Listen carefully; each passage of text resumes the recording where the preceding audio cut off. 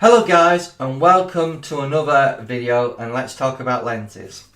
Right, in this video I'm going to talk about the Canon EF-7200 2.8 L IS Mark II lens. It's a sharp lens, it's fantastic, but I'm going to tell you about my experience of using the lens in the field.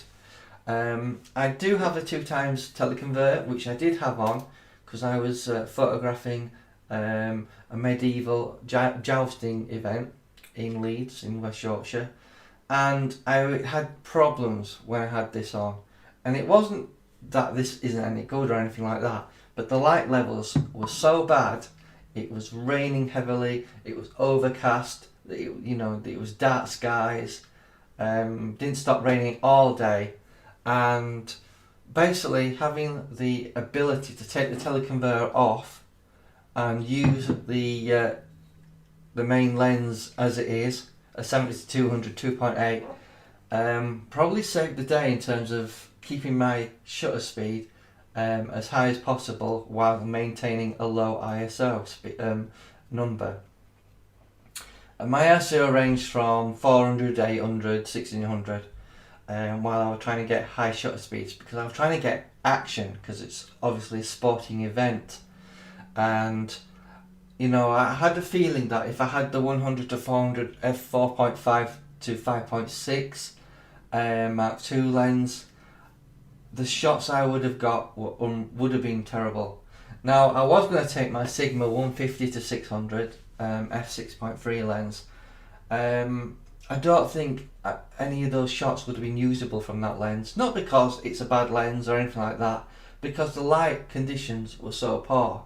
You need to take into consideration the light situation when you go out and take photographs, guys, because if it's too dark to use those lenses, even an f4 lens, I've got this Sigma f4.5 lens here.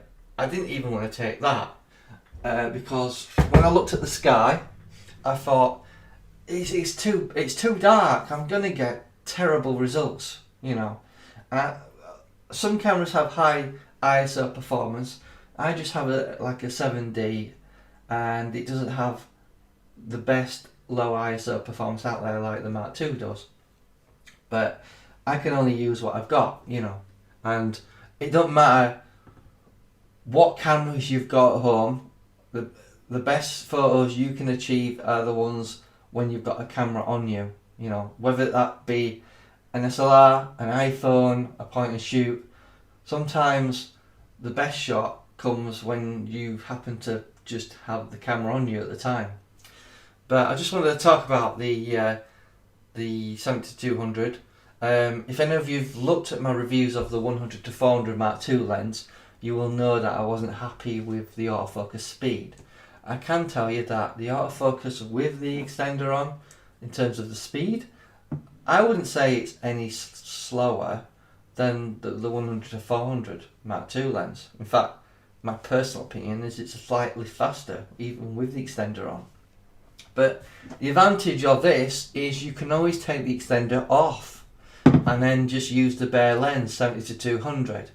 If action gets too close, for example, take the extender off, put that on, and you obviously got a wider lens, So that's why I think the 70-200 Mark II lens is better than the 100 to 400 Mark II. But this video is all about taking into account weather conditions. Is it a dark day? Are you going to be photographing early in the morning or late in the day? When the sun's rising and setting? Think about what aperture on your lens you need to use. You see, I was using 2.8 all the time. Yes, I wanted more depth of field at sometimes because the two nights that were jousting were one was behind the other, so always one will be out of focus unless I was using high depth of field, such as f8 or something like that. The problem I had was it was so dark and the weather conditions so bad, I couldn't use an aperture of f8, so I relied on the 2.8 on this lens. So this is just a little video to tell you about this particular lens, my experiences of using it, You know, yes, you can use teleconverters on it, no problem at all. In fact, Tony Northrup himself did a video comparing this combination with the 100 to 400, and he thought the results were more or less the same, if not slightly better for the 70 to 200. Obviously that's his opinion. Other people may have an opinion that differs from that. For me, the results are similar. I wouldn't say it's any worse than the 100 to 400. I've yet to check those results out, and I will do a further video where I compare it to the 100 to 400, because I've still got some pictures of the 100 to 400 Mark II, and I will bring those to you and just show you examples of, see if there really is a big difference between using this combination and the 100 to 400 Mark II lens. But this video was more about consider the weather conditions. Take the lens for the weather conditions. Yes, I could have taken out a 600mm zoom lens, or even a 500 f4.5 prime. However, I considered the weather conditions and I thought, right, it's so dark, I'm going to have to rely on a 2.8 lens. So, in terms of cost, let's check out prices on Amazon. There you go, £1,700. There's a rebate of £200, so that knocks it down to 15. However, if you consider eBay and are willing to look at grey imports, you can pick it up for between 13 and 1400. So you might save a couple of £100 on the price. Canon's doing this special offer at the moment, April 2017 presently, where you get cash back on cameras and lenses, but they've bumped the price up, so it's not really an offer. But I thought I'd put this out there, this information out there for you guys to make your mind up on what you want to do. But yeah, think about the weather when you take a lens out, and hopefully you'll get the results you need when you go out there. Thank you. Bye bye.